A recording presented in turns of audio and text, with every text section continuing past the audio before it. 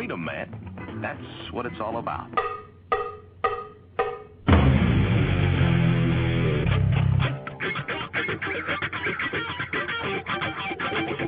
You've got to groove on freedom, like the good book says.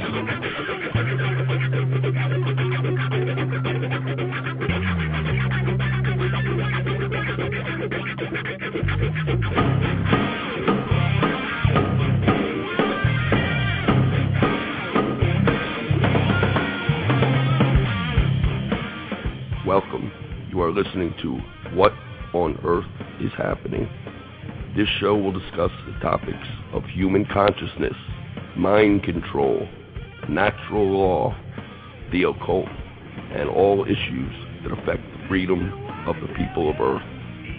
What on Earth is Happening will endeavor to shine light upon the darkness of our world and to offer empowering solutions to the problems we face as humanity approaches its critical moment of choice. And now, here is your host, Mark Passio.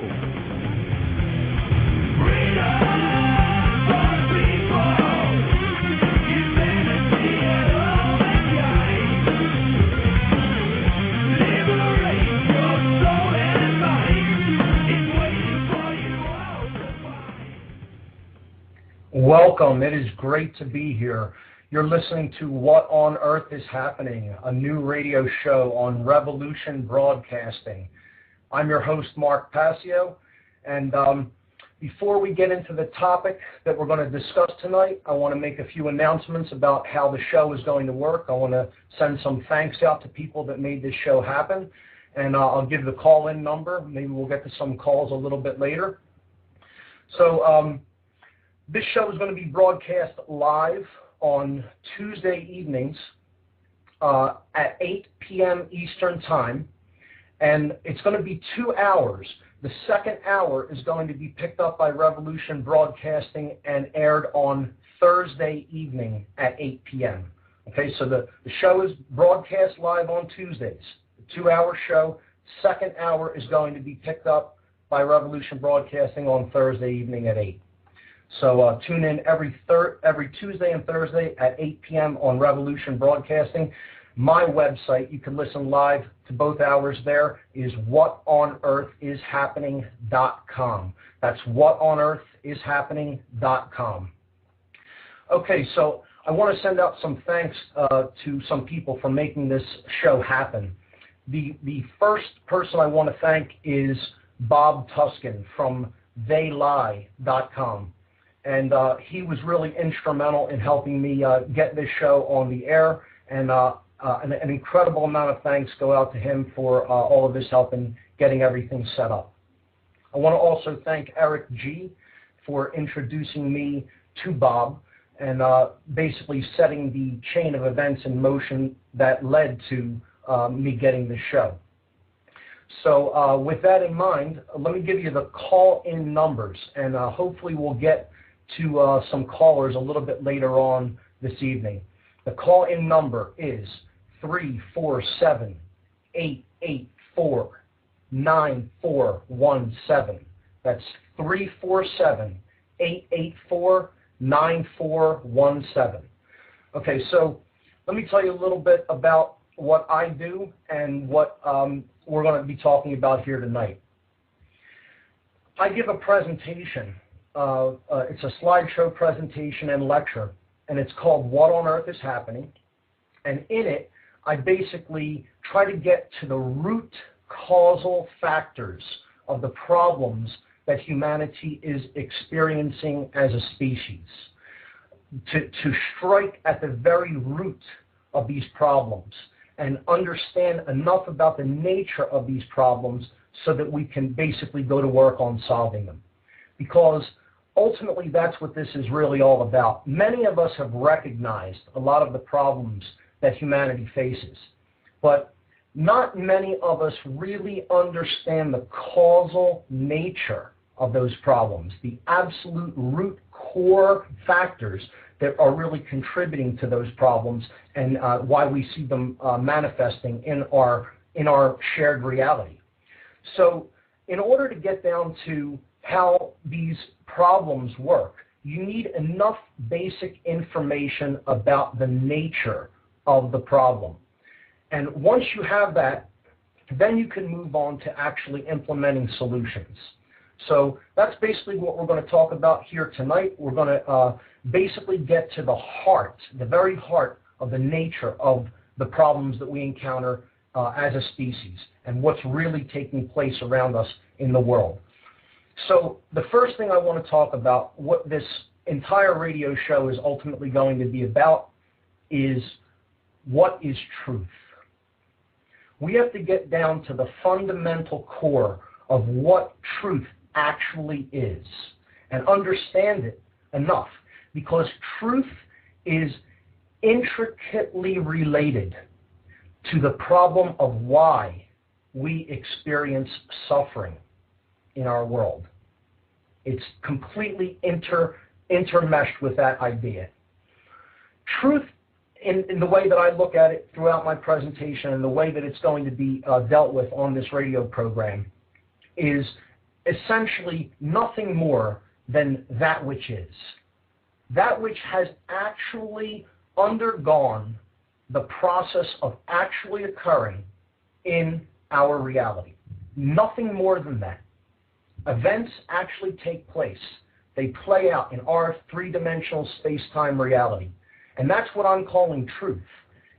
It isn't the understanding of the mind of God, so to say, or anything extremely esoteric. It's simply events occur. We can understand those events. We can come to an understanding of what is actually taking place both within us and around us. And really, that is the core reason of why we experience suffering in the world, because we as a whole, as a collective consciousness, have really gone off the path of truth. We are engaged in illusion. We are engaged in fantasy. We are engaged in fundamental axioms, belief systems that we take as true, but which fundamentally are not true. And when we basically stay attached to these ideas and core axioms, we suffer as a result if they're not in alignment with what actually is. So let me define what an axiom is, because this is going to be critical as we go forward and talk about concepts like this, to understanding what is really taking place. An axiom is a statement or a proposition that is regarded as already having been established.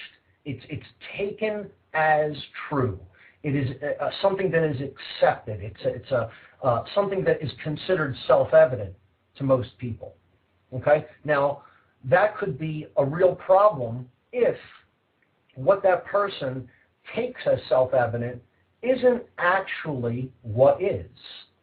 And trying to explain to a lot of people, as I'm sure most people who listen to this network understand, is once you start to take ideas to people that aren't in keeping what they already consider to be true, it's a very difficult barrier to break down between you and the other person that you're trying to explain information to. So we're going to address that. We're going to basically talk about self-knowledge in this program, because that is what we really need to get down to if we are not to be fooled, if we are not to take deception and falsehood as truth in the world. We have to understand the self and what's going on in human consciousness. So as the introduction said, a big part of what we're going to talk about on this radio program is human consciousness, how it works, what the qualities of consciousness are. We're going to talk about how consciousness manifests. We're going to talk about how it has an expression through the physiology, and we'll get into the brain in this program. We'll get into some neuroscience in this program to understand how the human brain works. That's fundamentally important to understanding what's taking place in the world.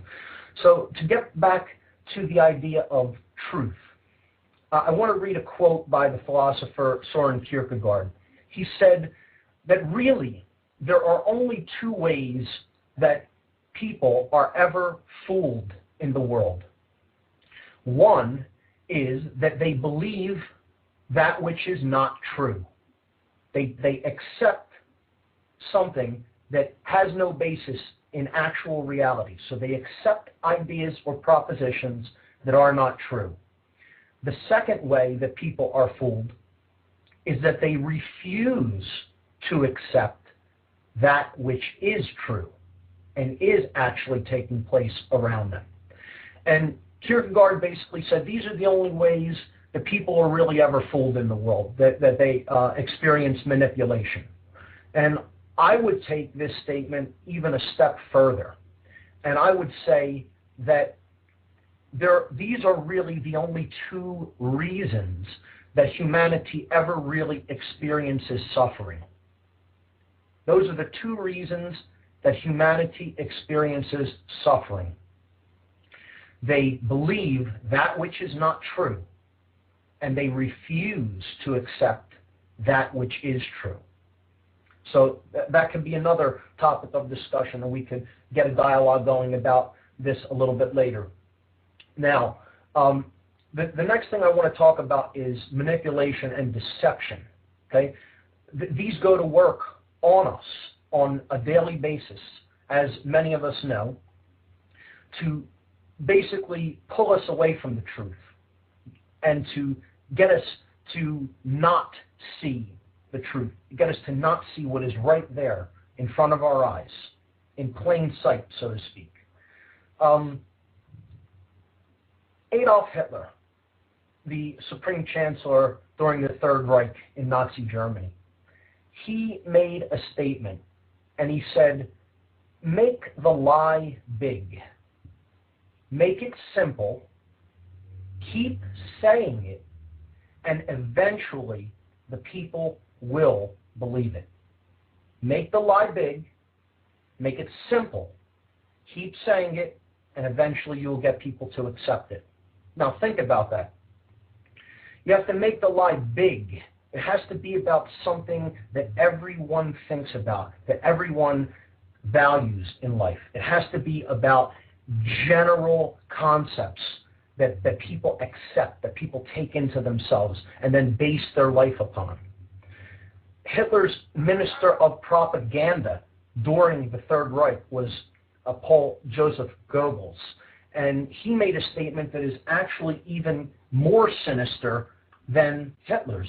He said, "The bigger the lie, the more it will be believed. The bigger deceivers make the lie, the more people are likely to accept it into their fundamental makeup." Imagine that. And this is true. And we're going to talk about some of these big lies as we move forward on this radio program. And another thing that we're basically going to do is we really want to understand, again, self-knowledge. That's going to be the way out of the mess that we're in. Once we recognize the problems, the solution really lies in understanding who we really are. Who we really are. And the only way you can do that is if you have enough knowledge of yourself, how your own consciousness works, and how to bring that consciousness to a place of balance. So I want to read another quote by, this is an inscription that is written on the Oracle of Delphi in Greece from the Greek mystery traditions, schools of consciousness, and people who deeply studied and reflected upon the nature of consciousness and self. Here's the quote. "Heed these words, you who wish to probe the depths of nature. If you do not find within yourself that which you seek, neither will you find it outside of yourself. If you ignore the wonders of your own house, how do you expect to find other wonders? In you is hidden the treasure of treasures. Know thyself, and you will know the universe and the gods." know thyself, and you will know the universe and the gods. Now this statement reflects a fundamental core truth about the nature of reality that we are embedded in. It says, if you know the self, you will know the universe. So moving from the very small to the very large, and knowledge about one reflects knowledge about the other. This says something about the nature of our reality. It says that our reality is self-similar across scales. It is fractal in nature, okay? It is holographic in nature. Hologram is an image that you can keep breaking apart down into smaller and smaller elements. Yet within each element, if you cut a hologram in half, you don't get half an image. You get a whole image at a slightly lower level of resolution. But nonetheless, the entire image is present. The universe works the same way. If you understand enough about the constituent elements of the universe, meaning the individual consciousness that comprise it, you understand about the whole of nature. So why do people not understand this principle? Why do they not know the self? Why are we experiencing all the types of problems that we are experiencing based on the fact that people do not understand themselves, that they do not understand the nature of their own consciousness? But moreover, to go back to the fundamental things that people value or accept and how that dictates the quality of their life, if you did this as a social experiment, let's say you went to about 20 or 30 individuals and you asked them, tell me, list the 3 things that you value above everything else in life.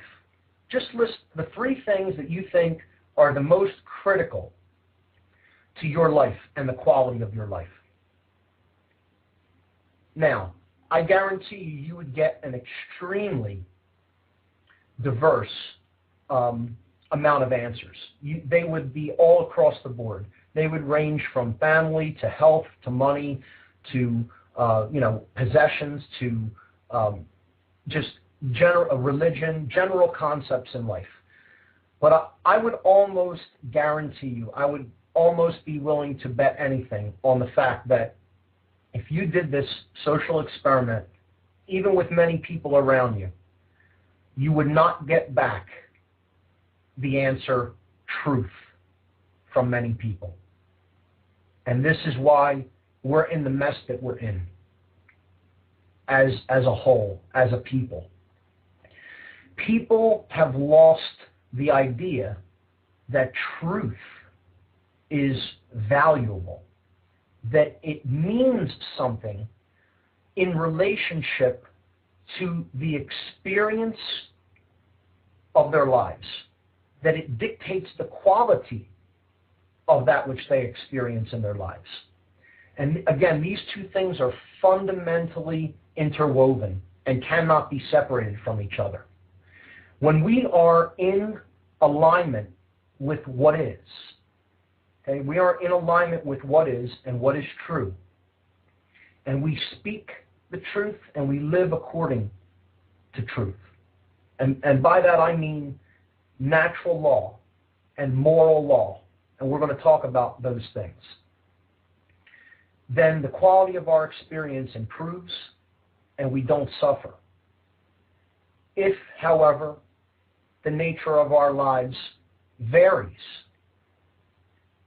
in accordance with what is truth, then we experience suffering in proportion to the amount that we go off the path of truth. And that is how it works. It really does work like that. That is a fundamental law of nature. And many people refuse to accept that as a fundamental law of nature. Just like gravity is a law of nature. Doesn't matter whether you believe in it. If you step off a cliff, you're going to experience the result of what the law of gravity will do to the body, whether you believe in it or not. It's really kind of irrelevant whether you believe in a natural law, because it's in place and you're bound by it. Now, that could mean you can choose to ignore it, but you're going to suffer proportionally to the amount that you ignore that law.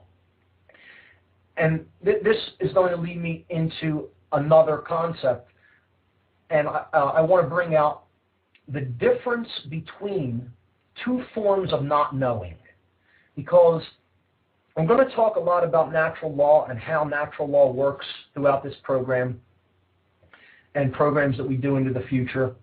We're going to delve into the nature of the problems deeply, and we're going to look into the darkness. Certainly, we're not going to ignore anything that other people consider negative. We will be talking about the core nature of the problem. But I want to address why people largely don't understand this, primarily. What is the difference between nescience and ignorance? Is there a difference between nescience and ignorance? Nescience is kind of like a formal term for ignorance or general not knowing. It means not knowing. Now, there is a difference between nescience and ignorance. Nescience is not knowing or not understanding something that you wouldn't really be reasonably expected to know or understand. Ignorance is deliberately turning aside from something that you can be reasonably expected to know or understand. Hence the word ignorance. Ignore. You are deliberately choosing not to look at that which is right in front of you, or which is easily able to be understood and taken in by you with a minimal amount of effort. And I would argue that humanity in today's world does not exist in a state of nescience, because there is a profound amount of knowledge in the world. There is an unbelievable amount of information out there on every topic imaginable. Bookstores are full. There are thousands, if not hundreds of thousands of documentaries available out there. People are lecturing constantly in all cities at all times and places. There's so much, it's almost overkill, the amount of information that is out there. And yet you still have people that just don't want to know. They don't want to look at the truth because of how ugly it has become, because of how much we have descended in consciousness and become something that really humanity probably should never have become, and does not need to stay in this state for really a moment longer. The knowledge is all around us. It's all there. It's a matter of whether we will reach out and take it. And it's also a matter of, once some of us understand the information that is out there, some of us understand the truth, how much will we be willing to fearlessly take it to others around us? How many of us would be really willing to speak the truth into existence and really bring it to other people who need to understand it, whether that may be uncomfortable for us or not? Because it kind of creates sometimes oppositional circumstances between people. And family members can come to an oppositional relationship when it comes to one person trying to bring information that another person may not necessarily be willing to look at. And that's another dynamic that I want to address as we go forward on this radio show. So The next thing I really want to do is, and for probably a good amount of the remainder of this first hour of the show, I want to bring up the concept that in my presentation and on this show, I'm going to be referring to as the biggest lie. The biggest lie, okay? There's one lie that is really bigger than any other that is ever told, and it is the most dangerous ideology that basically exists.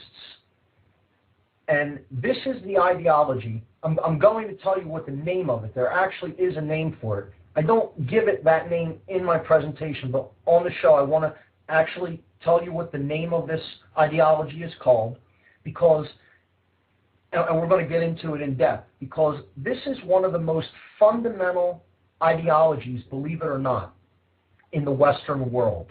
As difficult as that may be for some people to believe, this ideology is so prevalent and it's so insidious that you will find it out there. You have discussions with people who you would least expect to hold this general ideology. You'll find that they believe this and they're unwilling to accept anything else, no matter how much contradictory evidence is brought to their attention. And this ideology is called Solipsism. Solipsism. Now, many will be hearing this word for the first time because it's not generally talked about as a philosophy or an ideology. So a lot of people don't know what it is. Okay? So I'm going to read a basic definition of what solipsism is and then get into this, because this is the biggest lie, and this is the main deception that manipulators really use. And they want people to unknowingly and unwittingly accept the philosophy of solipsism, even if it's in the back of their minds. And many people are solipsists and don't even really know it. They don't even really understand that that's the ideology that they subscribe to. And I'll give an anecdote after I get into it a little bit about some solipsists that I have met in my travels and in dealing with some people even in the truth and freedom movements. So what solipsism is it's the philosophical notion that one's own mind is really all that exists and that one's perceptions are equated to reality and truth, okay? So your perceptions are all that there is. The contents of your mind, your perceptions, that's all that exists. And if you believe that, you might as well turn this show off right now, because there's nothing that I or anyone else can really say that could dissuade you from your course. However, this is the biggest lie. There is no more dangerous ideology than the notion that there is no such thing as truth. This is the ideology that is placed out there to dissuade people from ever really going on the journey, from ever really stepping onto the spiritual path in life and the path toward truth. Because if you can convince someone that there really is no truth, that it's all relative, that it's all based on people's perceptions, no matter how erroneous or no matter how totally straying from natural law principles their perceptions may be, then you really have them where you want them to begin to manipulate their sense of reality. That's the biggest lie. What kind of ideology, before we even get into where this ideology leads, let's look at some of the tenets, the basic tenets of solipsism, okay? Solipsism basically states that there essentially is no reality. There is no actual experiences. It's all just one person's perception. In other words, if my mind ceases to exist, the universe ceases to exist. So nothing really exists to a solipsist. It's all just a fleeting thing in between the time when someone is born and the time that they die. And nothing really matters. And the second tenet is, even if something exists, it's basically saying, okay, if tenet number one is somehow miraculously disproven and we can prove that something actually exists, nothing can actually be known about it. So there's no such thing as knowledge. Knowledge doesn't exist to a solipsist. Okay? There's no such thing as knowledge. Okay? So there's no truth. That's the first tenet. There's no such thing as the way things are, no truth. There's no such thing as knowledge. In other words, even if you could come to an understanding in your own mind of the way natural law works, even if you could come to an understanding of something in itself, even if you could understand that something exists, you could not really understand anything about it in fullness. And then the third tenet of solipsism is, even if something could be known about anything, okay? You take some kind of natural law, you take some kind of basic principle, you take a thing or an object or a fundamental quality of consciousness, and even if you could get to the truth about any of those things, you could understand something and actually know any information fully about it, you could never actually really communicate that to any other living being. That knowledge about anything cannot really be communicated to other beings. Now, this ideology, in my understanding, is about as close to the conception of hell as it gets. Nothing exists.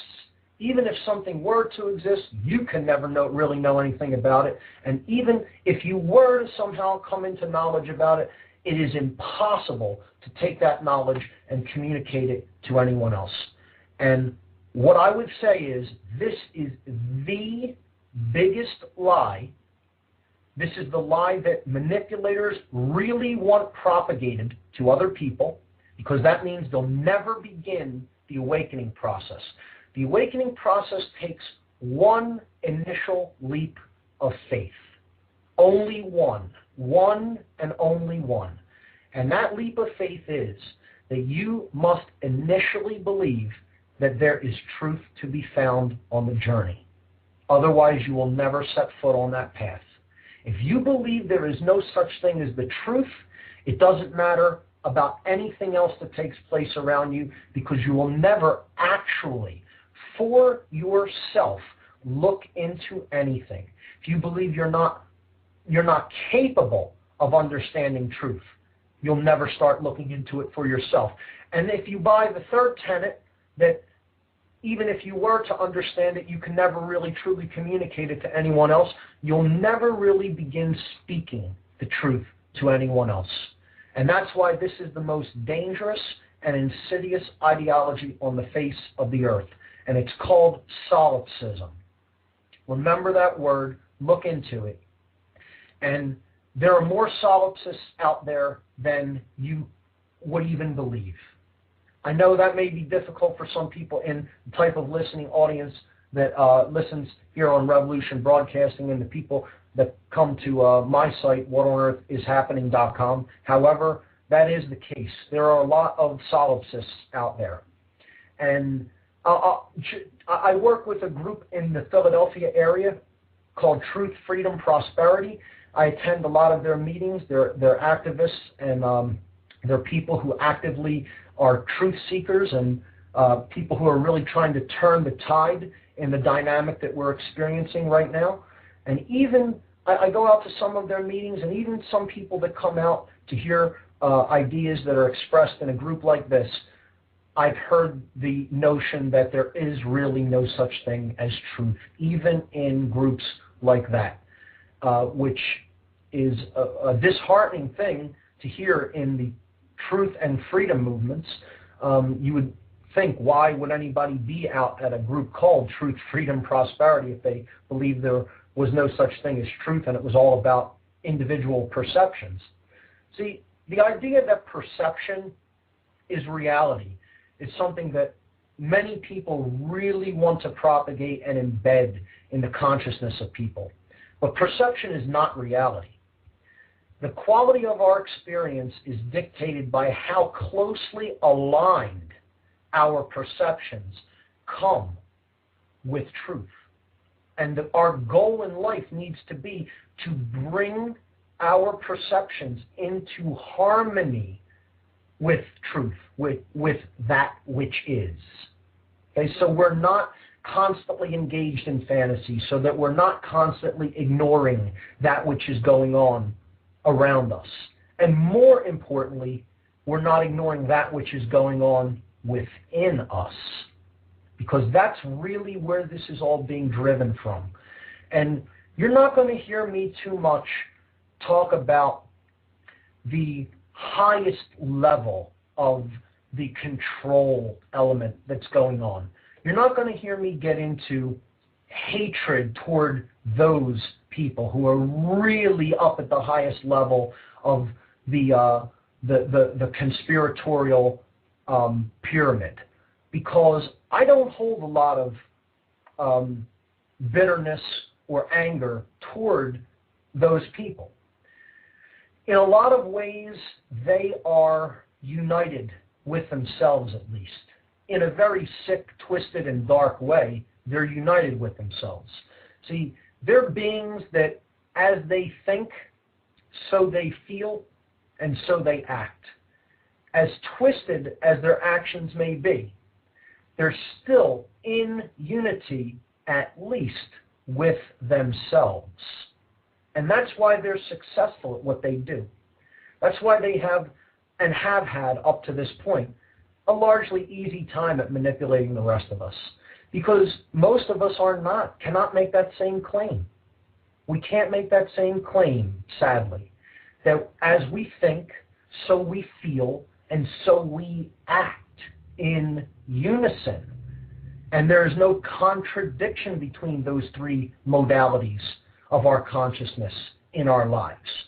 Many of us cannot really make that statement.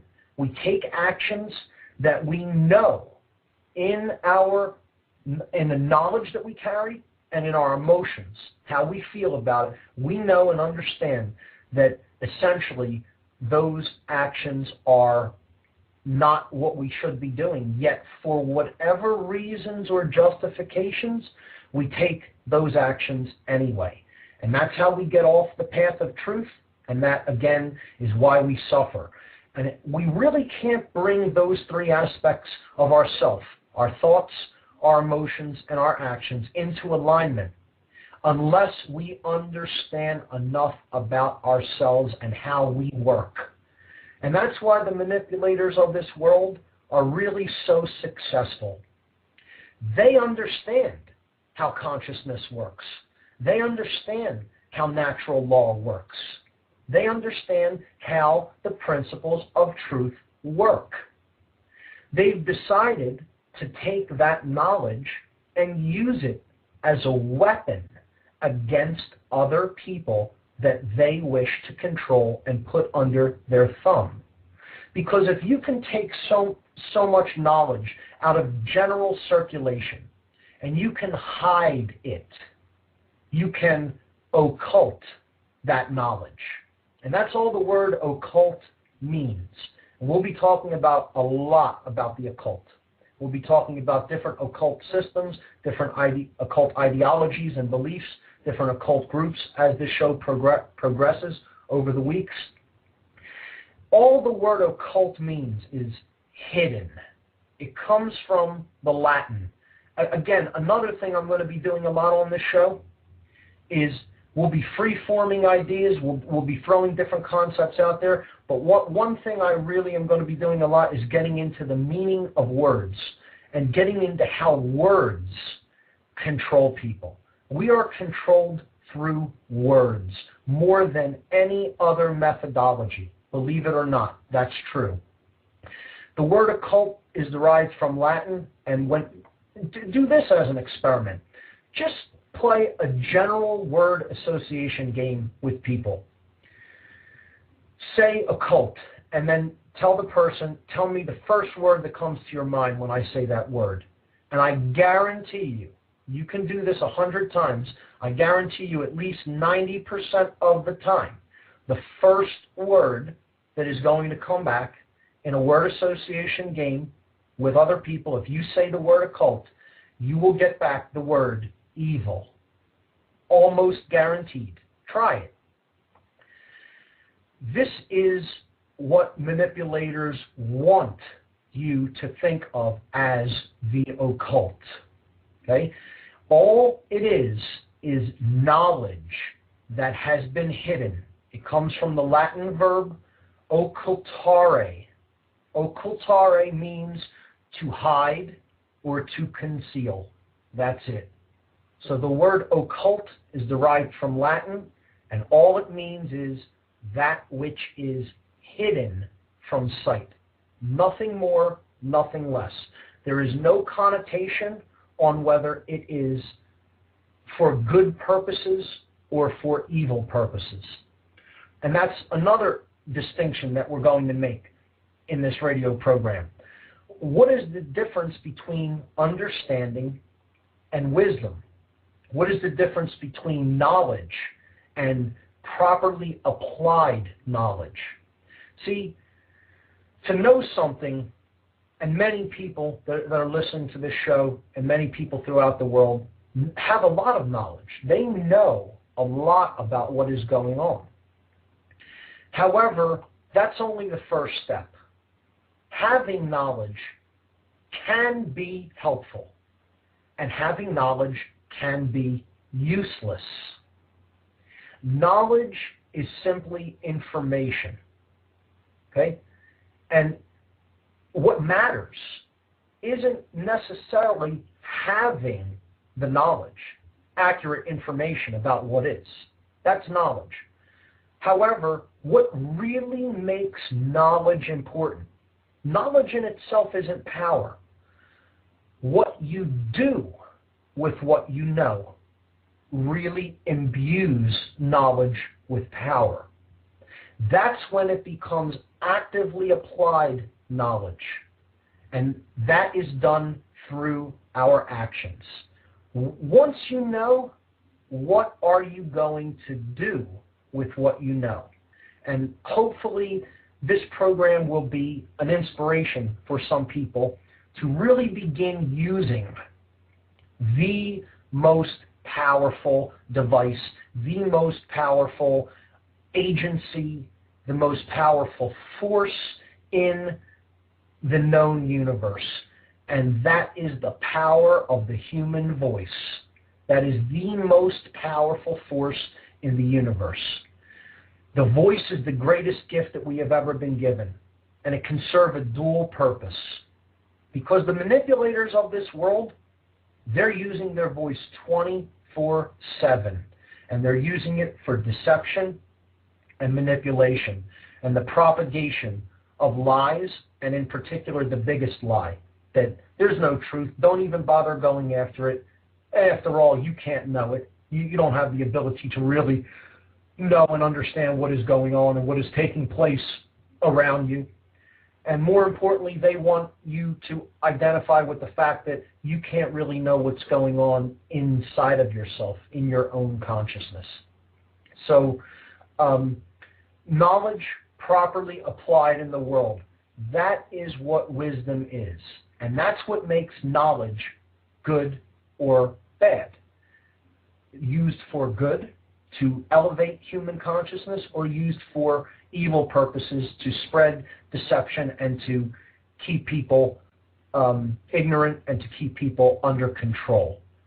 So no topics are going to be considered taboo on this show. There is no such thing as negative information. This is where I come to a great divergence with some New Age schools of thought. I'm not a New Age subscriber in this regard, okay? There is no such thing as negative information.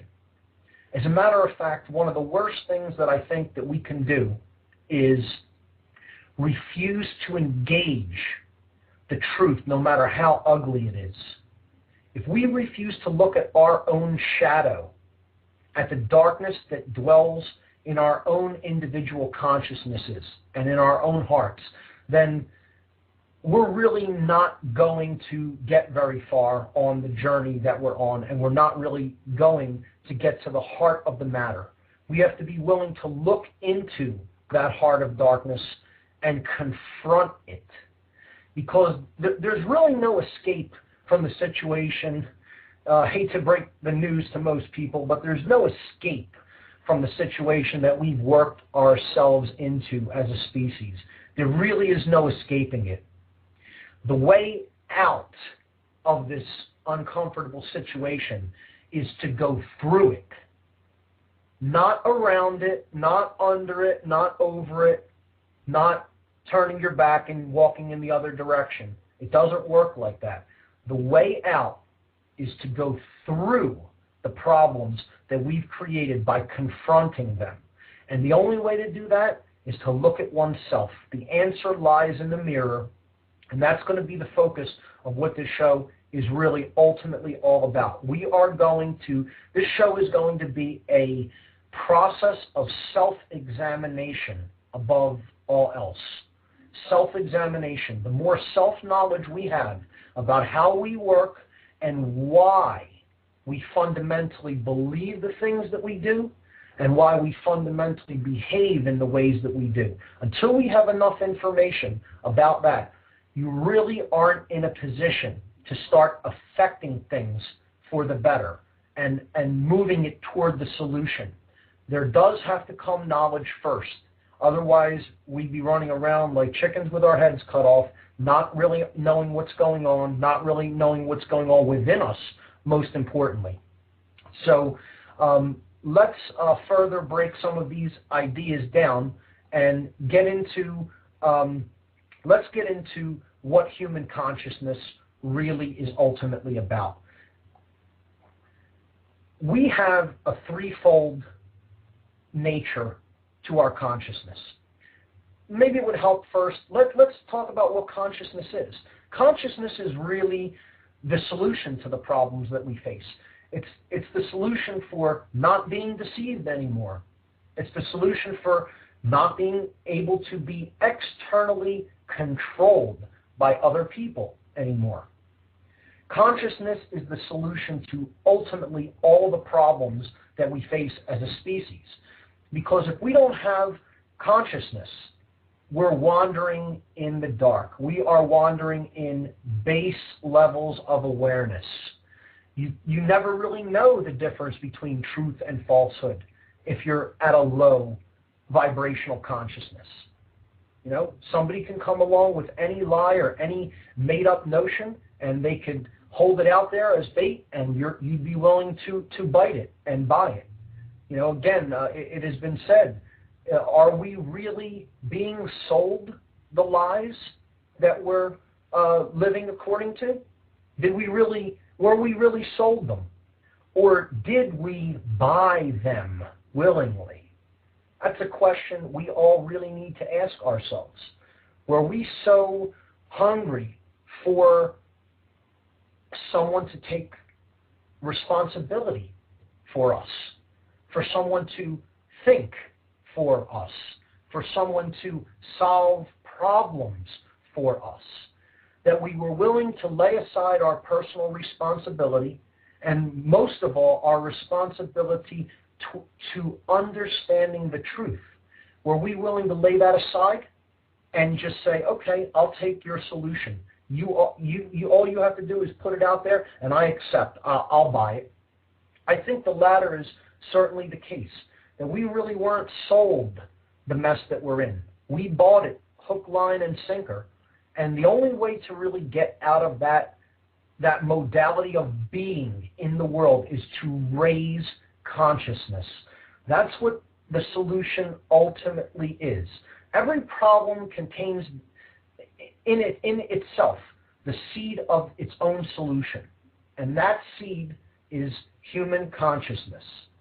Now, consciousness, how I'm going to use it, and again, not just tonight, but throughout the entire show, the definition that I'm going to use for consciousness, when I say consciousness, what I'm talking about is it's our ability to recognize patterns that are going on with respect to the events that are taking place around us.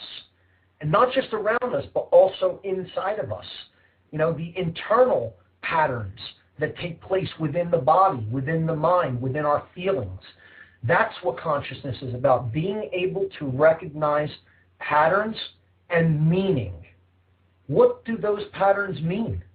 Not just that they are there, but then why are they there? The question why has to be addressed all the time. That's what consciousness really is. It's looking at something and it's asking the question why. Why is it like this? Why is this the fundamental nature of this thing or this problem or this event? So consciousness is our ability to recognize patterns and meaning with respect to the events that are taking place both within us and around us. That's all I'm really referring to when I refer to human consciousness. And consciousness can either be raised through knowledge or it can be manipulated through knowledge. And that is what we're going to really get into when we start getting into occult methodologies for controlling consciousness. And that's, by any name that you give it, that is mind control. And that's going to be one of the central focuses of this show as we move forward. I'm going to talk about mind control and its methodologies. Because if someone doesn't understand the methodologies of mind control, they don't really have the tools to understand the ways that they may be actively being manipulated by other people who do not have their best intentions at heart. So we have to know the methodologies of mind control. And mind control works on multiple fronts. There's so many different methodologies of it. There are, and I'm largely talking about mass mind control. There's something called trauma-based mind control, which we're probably going to do a full show on. However, what I'm largely talking about is mass mind control. Mind control that goes to work on large populations of people based on programming into them the fundamental axioms or core belief systems that people fundamentally take as true and then act upon as if they are true. That's what mind control is. And we have to be aware of how it works. And again, it's a multifaceted set of techniques. That's what mind control is. It works through very, very powerfully through words. So understanding the words that we speak, understanding language is a huge part of mind control. I don't know whether anyone is familiar with something called neuro-linguistic programming, which is about word choice and speech patterns related to embedding ideas in people's consciousness so that they act in certain ways. We'll talk about that. We'll talk about the use of symbolism for mind control. Symbolism is an archetypal language. It is a language that if we don't understand the building blocks of and the syntax of, then we are completely vulnerable to its manipulation at a subconscious level. So we'll be getting into symbolism a lot on this program. We'll be talking about frequency, the use of colors, and we'll be getting into the use of shapes and forms and how all of these come together in a cohesive way and are used to influence the thoughts and ultimately be used as a mechanism to subvert consciousness and control it. It really is, it's more than mind control. It's consciousness control is what the human species is basically under. It is the manipulation and control of the three forms, the three experiential forms of human consciousness, which we're going to get into in a few moments.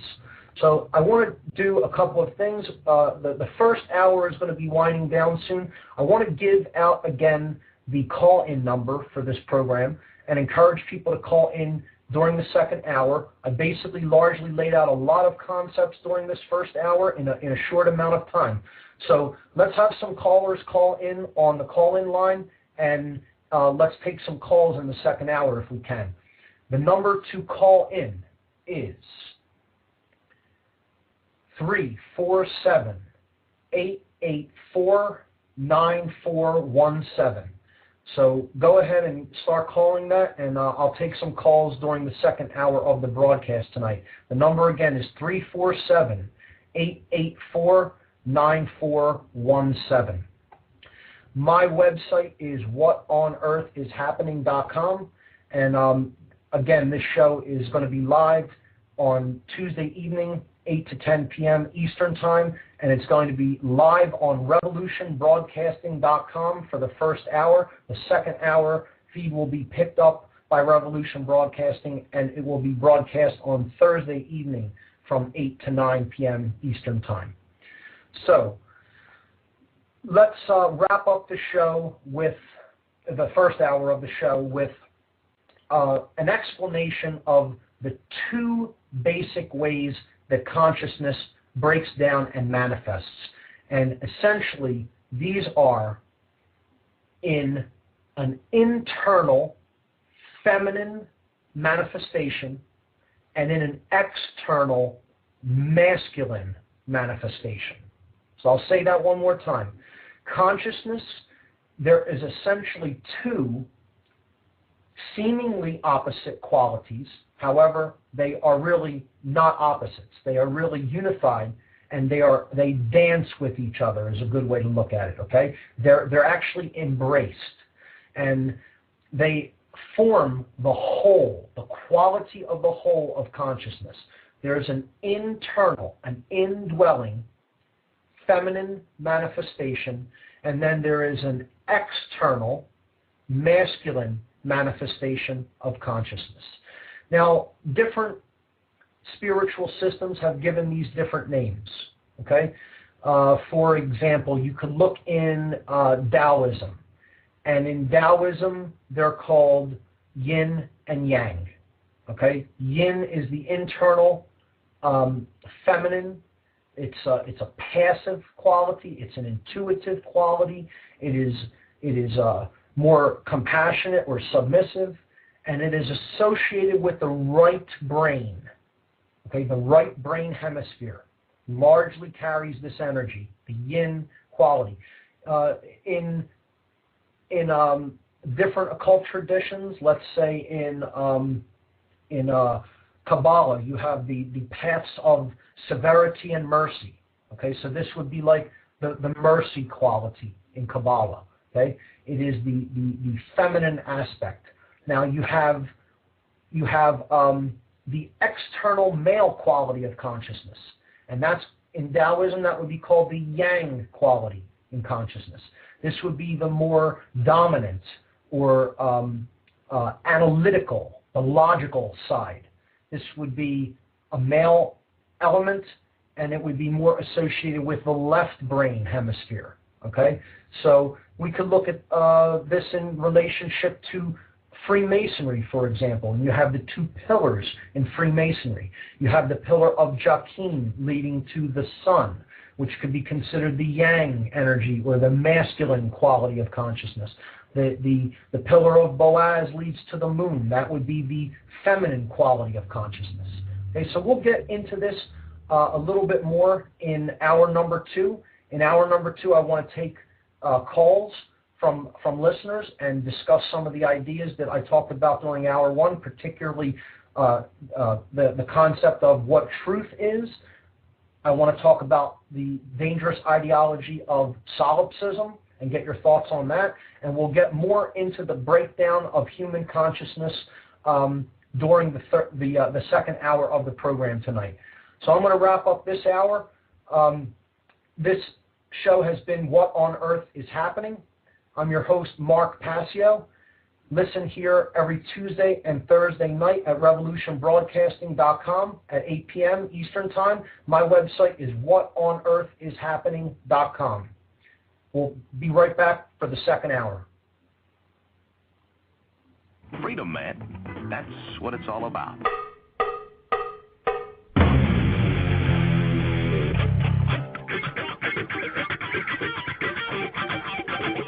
You've got to groove on freedom, like the good book says.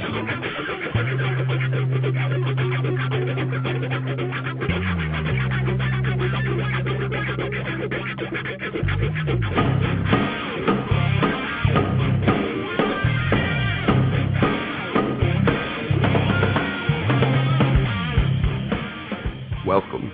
You are listening to What on Earth is Happening.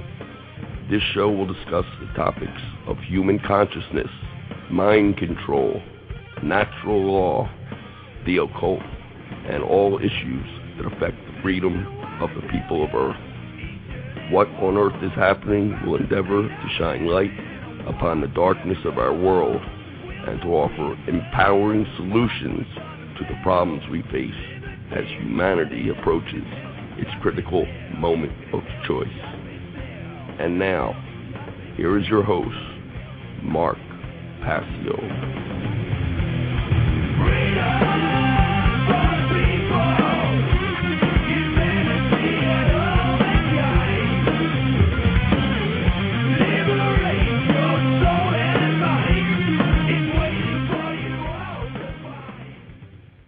Okay, welcome. This is What on Earth is Happening, and I'm your host, Mark Passio. Where we left off the last show, we were talking about human consciousness, and we were talking about the ways that consciousness manifests. We were discussing the internal feminine quality of human consciousness and how that compares and contrasts with the external manifestation, the masculine manifestation of human consciousness. So, let's get right back into that, and maybe we'll take some calls later in the hour. So I was talking about yin consciousness, yin energy. This is lunar. It's associated with the moon, okay, symbolically. And it's feminine. It's a feminine energy because it is indwelling. Okay, this is an internal aspect of our consciousness, of our makeup. It's intuitive. Okay, it's a passive element. It isn't very active. It's associated with the night. Okay, and basically this quality of consciousness is directly related to our emotions. Our emotions are the internal quality of consciousness within us. The yang consciousness, the male energy, the masculine form of consciousness, it's solar. That's the symbolic way that it is depicted, as the sun. It is an active quality. It's logical and analytical, and it is dominant. Okay, it is not passive or submissive. It is a more aggressive or dominant energy.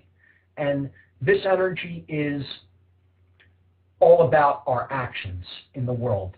This is all about how we make our consciousness manifest to others through our actions. You've heard the saying, you will know them by their actions. And that is certainly true. We have to strive, if we want to become more conscious, to bring these two qualities into unison and balance with each other within ourselves. So, we have to strive to become beings that, as we feel, so we take action. And that our actions aren't in contradiction or opposition with how we really feel inside. So if I feel something is wrong, is not morally correct, is not morally justifiable, and I do it anyway, for whatever reason, the reason does not matter. I'm in opposition with myself. Doesn't make a difference what the reason is. Justifications and excuses really, at the end of the day, do not hold any water. Okay? That's all they are, is justifications and excuses. If we continue to take actions that we actually believe aren't morally justified, we really should not be doing, we know that deep down inside, then we are in a state of internal opposition with ourselves, with our own consciousness.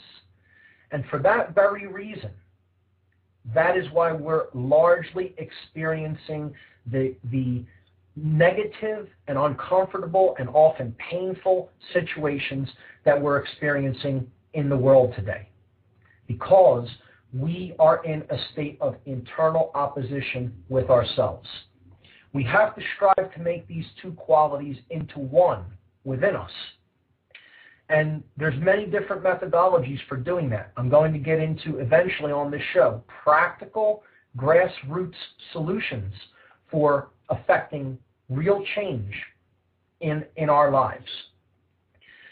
But I want to talk about, again, briefly, the idea that there is a solution for every problem that is out there. There really is a solution. And there's a formula for problem solving. That's what we're ultimately really looking for. We're really striving to find the solution to this problem. And you can know all you want about the problem. You can learn more and more and more and more about the chains that you're held in. But ultimately, if you're not looking for the way out of those chains, what is the difference how much you know about the chains? Okay? It's a step. It is a first step. You do have to understand how the problems manifest. Okay? But we ultimately have to strive for solutions. And the way we get down to that problem solving is by finding enough information about the ultimate nature, the core nature of the problem. And the core nature of the problem that we face is we do not ultimately know ourselves. We do not ultimately know enough about human consciousness and the way it works. And that is a manipulator's dream scenario. If you have a person or a group of people who do not really understand how they work, they don't understand how their mind works, they don't really understand how their emotional makeup works. Maybe they're not a very emotionally developed person, okay? You're in a position to completely manipulate and control their behavior because you know more about their makeup and how they work than they do. And I guarantee you, think of it like this. Here's a great metaphor for this. Imagine a psychologist who has studied the human mind and the psyche more than anyone. Let's say this is one of the most advanced psychologists that has ever lived. He has done more work and delving into the human psyche than anyone else before him. Let's say he had a friend that for whatever reason, you can make up whatever reason you want, he started really despising. He had some kind of a problem with him. Maybe he became aware that the friend did something to him behind his back, and he really wanted to get back at that person. Okay? How much of a number do you think a psychologist like that would be able to do with a person that he became very close to and became close with in life? How much of a number, knowing what he knows about the mind and the psyche, do you think he would be able to do on that other individual? I guarantee you he could practically make life a living hell for him. And that's ultimately what the nature of the problem that we're faced with in the world today is really all about. You could look at the manipulators of this world. You could look at the occultists, the dark occultists of this world who use their knowledge of how the natural law systems of consciousness work in this world. They use them as weapons against people who do not possess that knowledge. And that places them in a position of higher ground in warfare. And you know what happens when someone gets the higher ground. You know, you can look at it like a chess game.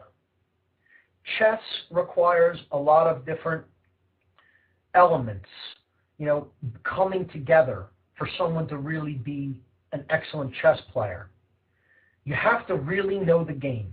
You have to know how the laws of the game work, right? You can't just make moves wherever you want. You have to know, what, you know, how the pieces move on the chessboard. This could be called natural law. Natural law is simply how the system that we're in does work. Whether we believe it, accept it, or not, there are laws that bind this place, that we are inextricably bound to and by. And if we break them, we suffer. And if we come into harmony with them, if we harmonize with them, then we don't suffer. That will be a hard, bitter pill to swallow for many people, but nonetheless, it is the case. Now, a good chess player understands that. You know, he understands how the pieces move and the moves that they're capable of making. But he has other qualities in his arsenal. He has a knowledge of the opponent. Knowledge of the opponent. A good chess player has to know who he's sitting down and playing against. He has to know whether they know as much about the game as he does. He has to know what their strategy is. More importantly, he has to know what their motivations are. He has to know what really drives them. What are they thinking? Do I understand what they're really wanting to do? Because if I do, then I could stay several steps ahead of them. He has to have a sense of timing, to know when to make certain moves. Okay? And he definitely has to be able to put out whatever is necessary to get the job done. So he has to have a sense of duty, if you like, or a call to sacrifice. You might need to sacrifice certain pieces to put yourself in a position where you want to be. And I think we'll talk about different events throughout history as human sacrifices. We'll get into 9/11 as a human sacrifice event to advance an agenda forward in this game that's being played. And we'll get into that in weeks ahead. So these are the qualities that go into playing a good game of chess. That's the necessary formula. And I would suggest that the manipulators of the world have all of these qualities, and to a very great extent, most of the people that they are working against, that they are attempting to control, do not have many of these qualities in place. As a matter of fact, most people don't even know there's a game being played and haven't even shown up. So what this show is going to be a call to is trying to get more of those people to show up at the game board and hopefully work our way up to a higher position so we are not pawns in the game being played. Okay? We can't let ourselves be played in this game like pawns. See, we have to become the masters of this game. The chess master isn't on the board. The chess master isn't on the game board floor. Right? When you sit down, if you're a chess master, you're not actually walking onto the board. You're sitting down in a chair, and your perspective is higher than the board. You can look down onto the board because you're at a higher level. That's what we need to become. See, sadly, most people are those pieces. Most people are those pieces. And most people are the pawns in the game. and don't even know it. They don't even know that they have strings tied to them. And that where they're being told to move is a completely controlled function. And the chess master is moving them at his discretion and at his own personal will. And most people never, ever see the strings that have them tied down. And they never see that they're a pawn in that game, that they're wanderers on that board, that checkered board. We'll talk about the symbolism of the checkered floor, okay? The black and white squares, right? That's the game board floor where if you're on it and that's your level of consciousness, you don't know that you're being played. And you're basically a piece that is being positioned by a master who exists at a level much higher than you. You're a wanderer. You don't really know which is those black and white squares representing light and dark. You really don't know which is which. It's all from your perspective. You can only see one or maybe two squares ahead of you, but you can't see the whole game. You can't pull back and see the whole picture. And that's what ultimately I'm trying to get people to do, is pull back, see the really bigger picture. Not even from the box that most of us bring to the table, because many of us bring boxes to the table when it comes to looking at what really is and looking at the truth. We want to, some of us may even want to look at what the truth is, but we strive to fit it into the pre-existing ways that we had of looking at reality. We try to say, well, I previously thought this, and I now have taken in this new information. How can I get it to jive with the belief system that I previously held? Okay? And a big, big part of this will be religion. Okay? This is something that there's so much evidence that this is a manipulation and form of mind control.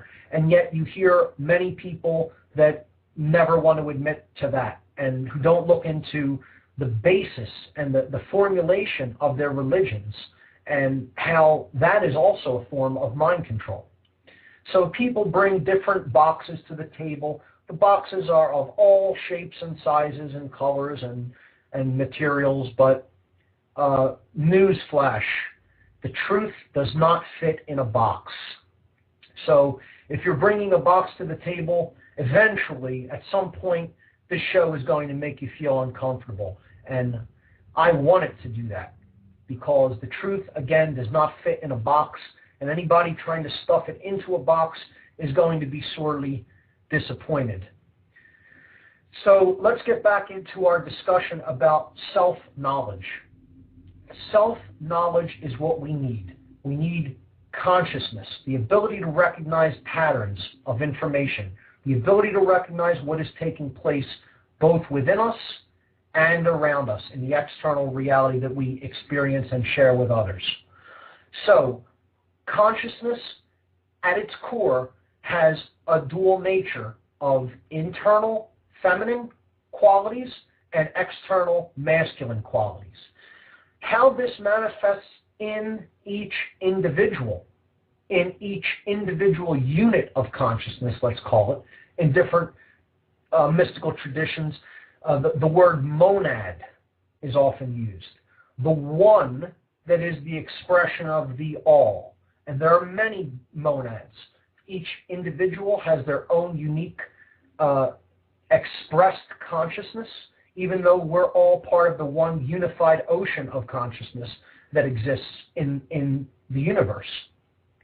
But getting down to the breakdown of the monad, the individual unit of consciousness, or an individual being, there are basically three expressions. And if you sit and really think about this, you really give it some deep thought, there really are only three ways that your consciousness can express itself in the reality that we live in. Think about it. You really can only experience three different manifested forms of consciousness. The ways that you make yourself known to other people. And these are through your thoughts, your emotions, and your actions. Your thoughts, your emotions, and your actions. The thoughts can be looked at as the primary expression of consciousness. They are an emanation. Okay? They're not really male or female. They just are. They're not an internal nor an external manifestation. They are an essence. So that's a fundamental basis of consciousness, thought activity. Look at that as our creator aspect. Okay? We have a creator aspect within us. Okay? And that is our thoughts. It has been said that the universe itself is mental. It is comprised of thought energy. Everything that we experience ultimately had to derive at some place in the past as a thought. Okay?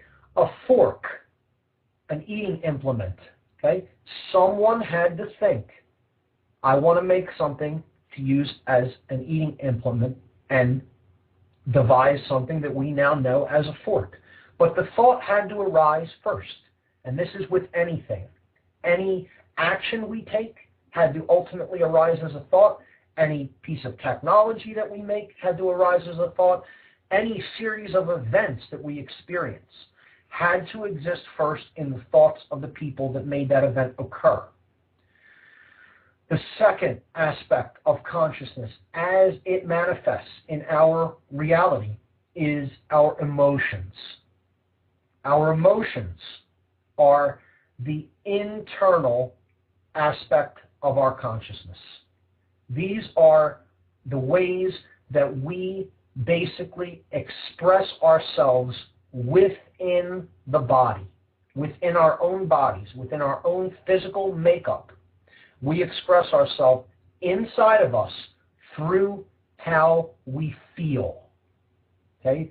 This is basically the thoughts coming into the body and then carrying an energy that is then expressed through the physiology, and we feel it in the physiology. And that's called our emotions. So that's the sacred feminine quality of our consciousness. You could look at it as the divine mother in this consciousness trinity. You have the creator aspect, and then you have the internal feminine motherly aspect. You know, our emotions are the spirit in which we do things, right? They're the spirit in which we do things. Just like in the Trinity, we call this aspect the Holy Spirit. Okay, so the thoughts, that's the root, the essence, the primary essence of consciousness, and that is the creator aspect. The emotions, the internal feminine aspect of consciousness, that's the spirit aspect. Okay, so we have the mind, and now we have the spirit. And then the third quality of consciousness, the third aspect, is our actions. What we actually do with what we know in our mind, the thought aspect, and what we carry within us in our emotional makeup, our spirit. Both of these two things then create a synthesis called our behavior, the actions that we take in the world in relation to others. And this is the child of our thoughts and our emotions. So if we look at the thoughts as a creator aspect of our consciousness that basically expresses the mind, we look at the emotions as the sacred feminine quality of our consciousness that expresses the spirit. We can look at our actions as the divine child, or the byproduct of these two other qualities of consciousness that basically determines what we do and how we interact with others in the world. And this is the divine child. And the actions are, again, it's the yang quality of consciousness, which is a masculine energy. So we could look at this as a divine male child. Hopefully some people will see where I'm going with this analogy and breakdown. This is the Trinity. This is the Creator. This is the Divine Mother and the Divine Child.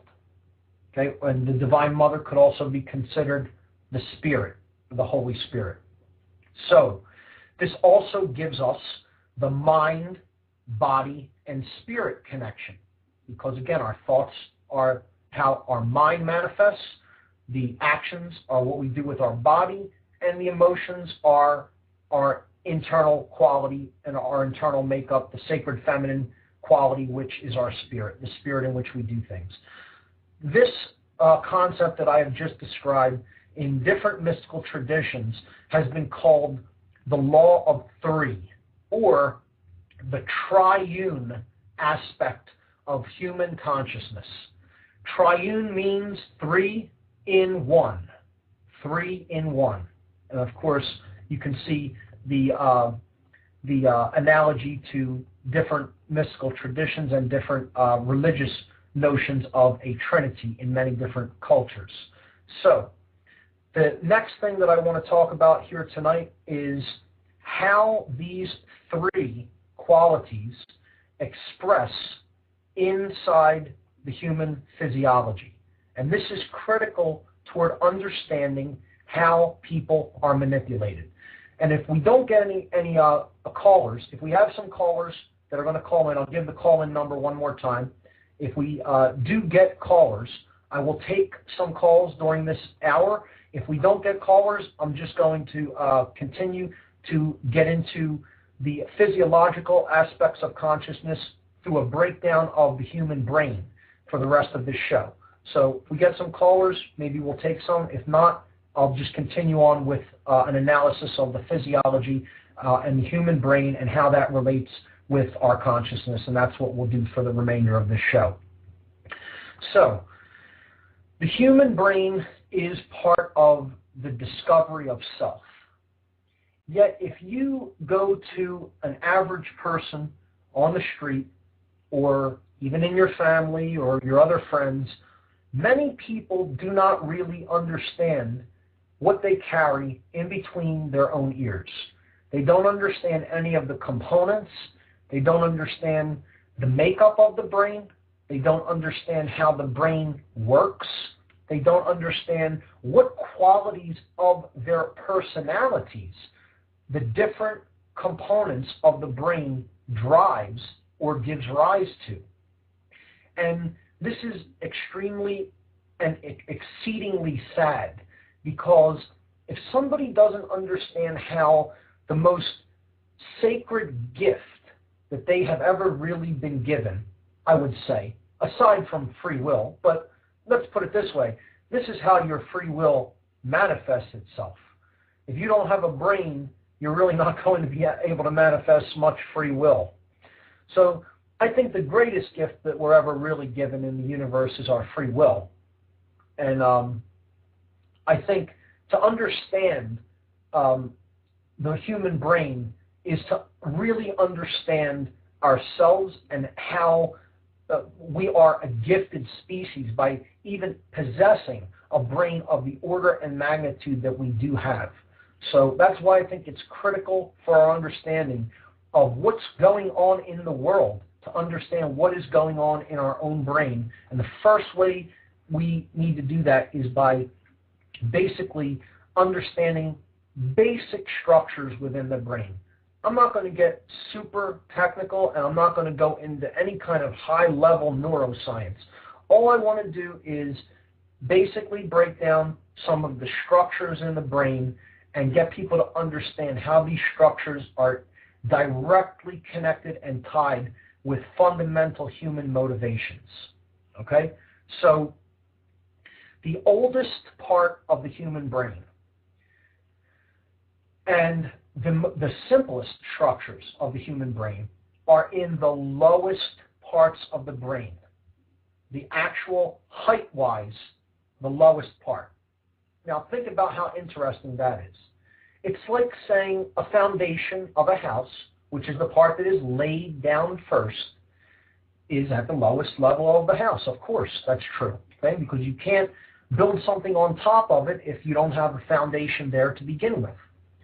So this base part of the brain is called the R complex. The R complex. Letter R and the word complex. And the letter R stands for reptilian. The reptilian complex. Otherwise, more simply called the reptile brain. So right there, I'll bet you most people were unaware you, inside of you, have a reptile brain. You do. This part of the brain is the controller of physical activity. Motor skills are controlled by the R complex of the brain. The R complex is basically two components. It's the brain stem, which connects to the spinal column, and behind that, near the back of the head, there is a region called the cerebellum.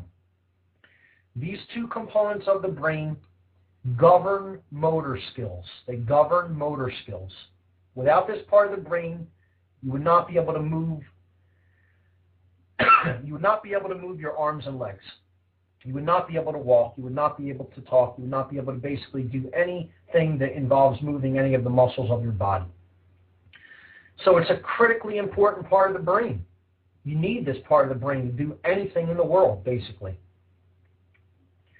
However, it governs some basic primitive behaviors that we all experience and display at one point or another in our lives.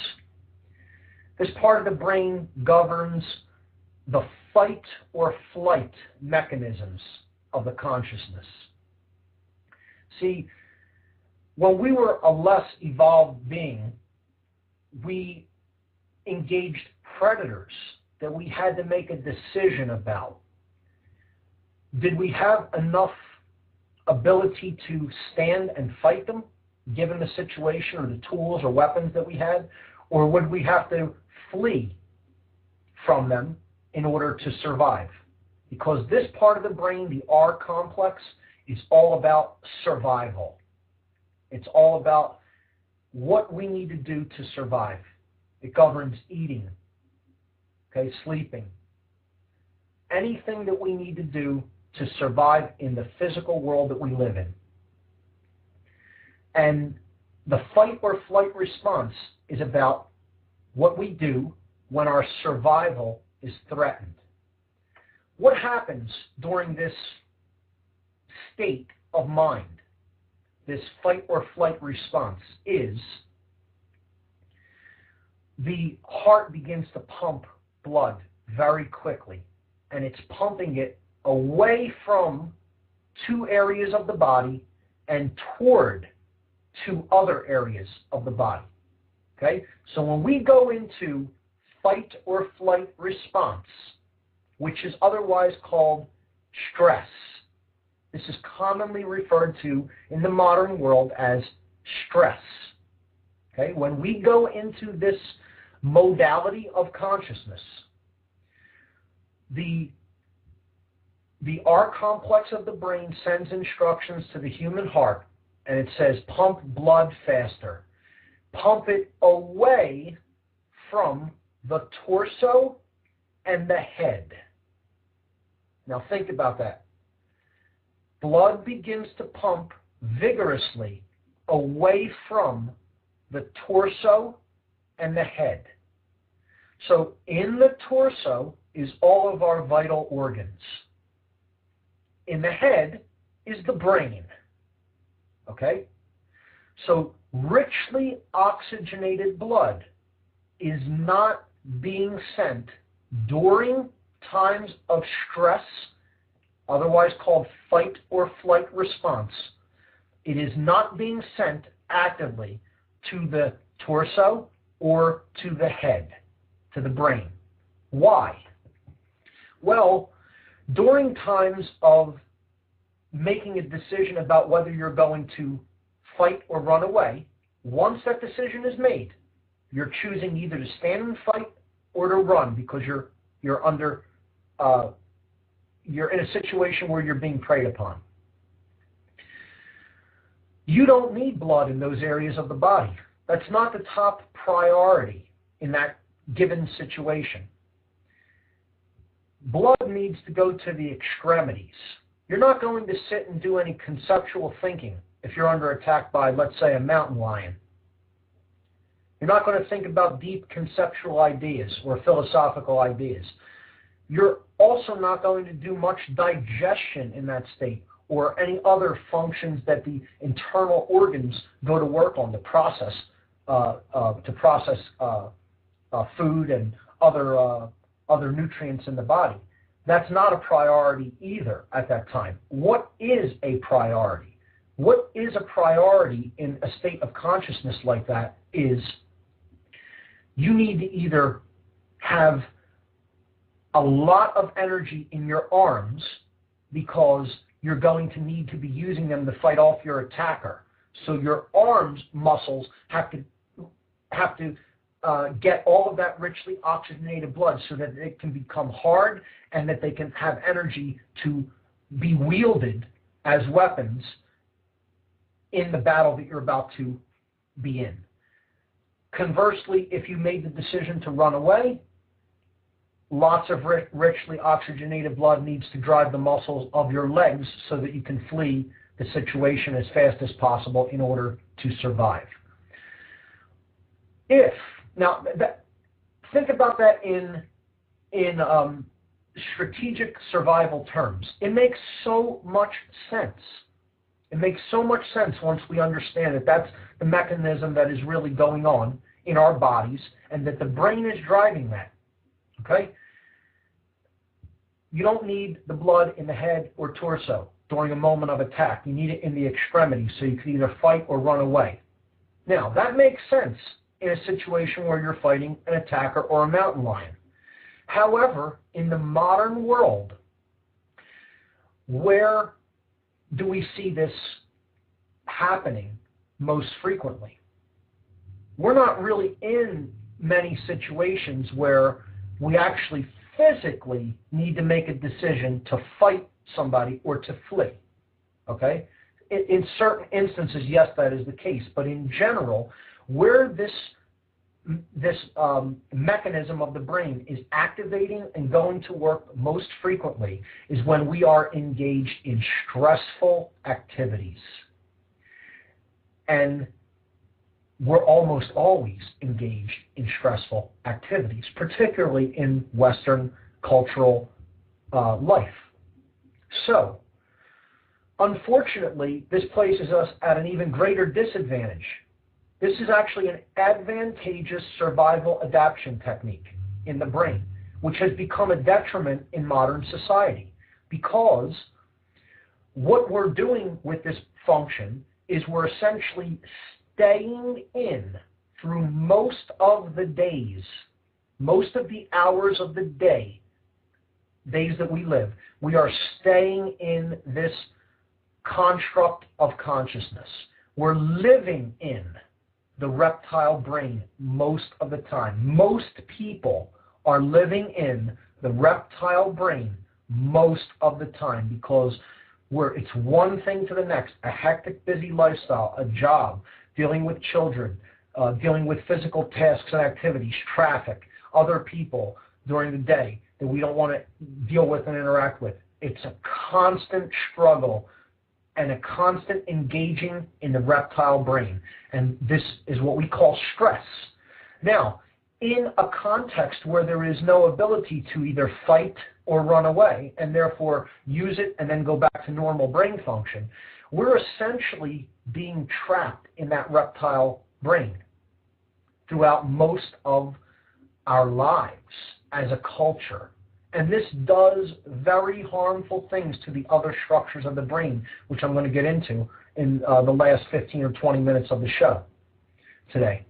So the mammal brain is the next part of the brain I'm going to talk about. So we have a reptile brain, and it's the base brain, and it governs survival and fight or flight response. Okay? The mammal brain, also called the limbic system,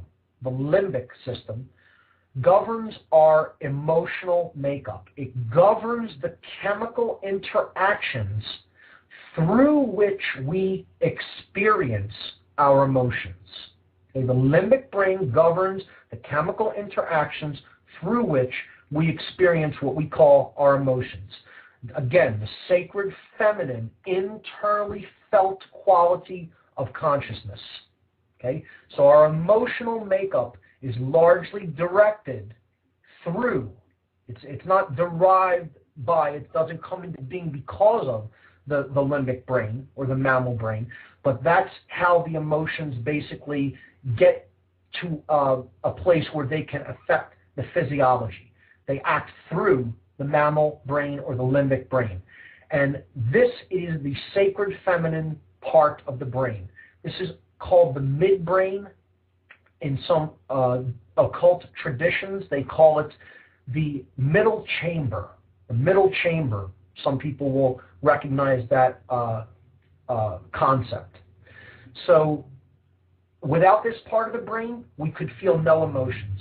Think of it in relation to a reptile who doesn't have a mammal brain, a mammalian brain. They only have a reptilian brain. They are a creature of instinct. Again, survival.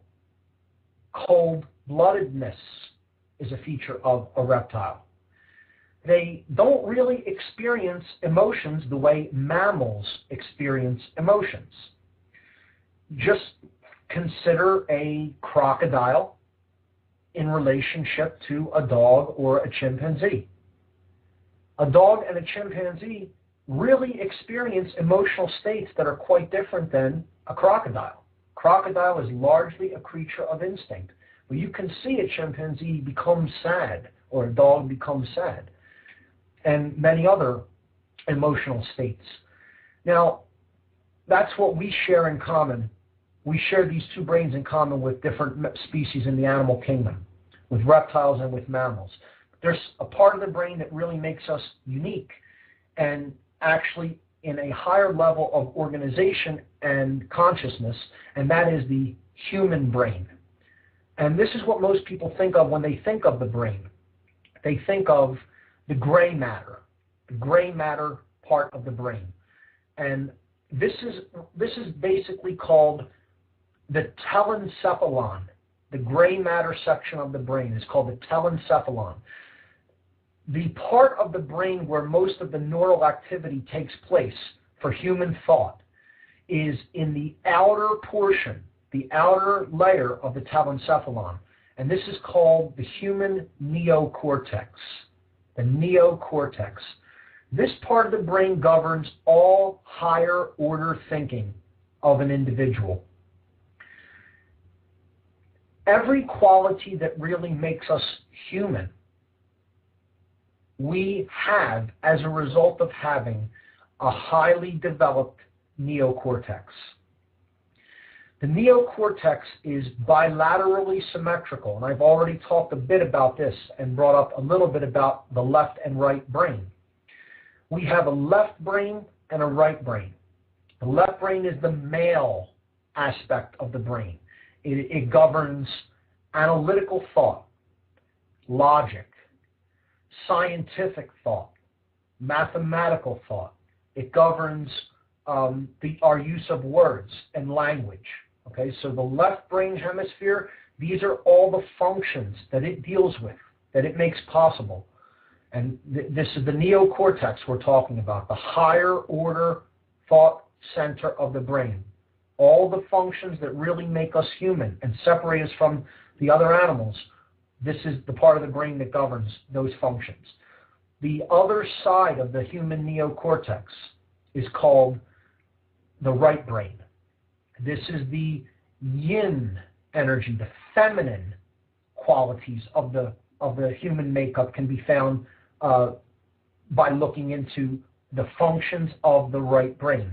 The right brain governs intuition, simple knowing, without really understanding how one knows, the gut feeling, an intuitive quality. It governs creativity. So the way we express our thoughts and emotions through art, through music, through all other forms of creative expression, creative writing and dance and things like that. We're really engaging the right brain when we engage in creative ideas and creative activities. And then holistic thought, the idea that we are essentially one, that there is relationship between us and others, and that we're not separate. This idea largely derives out of the right brain functions. And this is why we say when we talk about the right brain, we're in our right mind or we're not in our right mind. If we don't have a connection to this part of the brain, we're not really in our right mind, so to speak. It's not just a play on words. It actually has a basis in the fundamental physiology of the human brain. So if we go back to the metaphor that I started talking about earlier in this show, we talked about consciousness and how it has a threefold aspect. Well, just as consciousness has a threefold aspect, our thoughts, our emotions, and our actions, our brain also has a triune nature. And they call scientists and neuroscientists call this the triune brain. It's the three in one again, triune. Okay? You have the reptile brain, the mammal brain, and the human brain. We are basically three beings in one. And there is a hierarchy to this. There is a way that information should be processed according to this threefold or triune system if it is functioning properly. And by functioning properly, what I mean by that is a balance between the left and right brain hemispheres. This is called global EEG coherence in scientific terms. Okay? In neuroscience, that's what they call it. It means that your left brain and right brain hemispheres are both firing in unison and in harmony. And the neural activity and the electrochemical synaptic activity is fully working and is fully alive and lit up in all the hemispheres, in both hemispheres of the brain, all across the hemispheres. In other words, this is a brain that is firing on all cylinders, so to speak. It is a lit up mind. It is a person who lives in balance within themselves. And as such, they are capable of really living in balance with others and with their environment. See, the human brain is designed to be the executive command center of the whole brain complex. It is the part of the brain, again, that deals with higher order thought. You could look at it as, if you have a company, you have a CEO of the company. You have a person that really makes the critical executive decisions. Well, this part of the brain governs reason, and it governs the way we use our actions in balance with our emotions.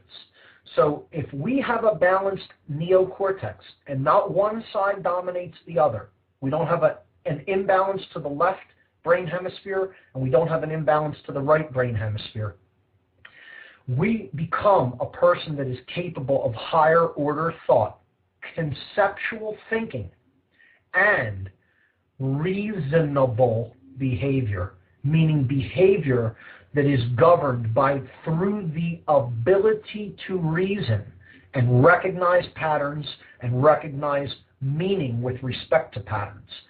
This is the greatest gift that our species possesses. There is no more complex object in the known universe than the frontal portions of the human neocortex. None. It is the most advanced supercomputer that we will probably ever know of or discover.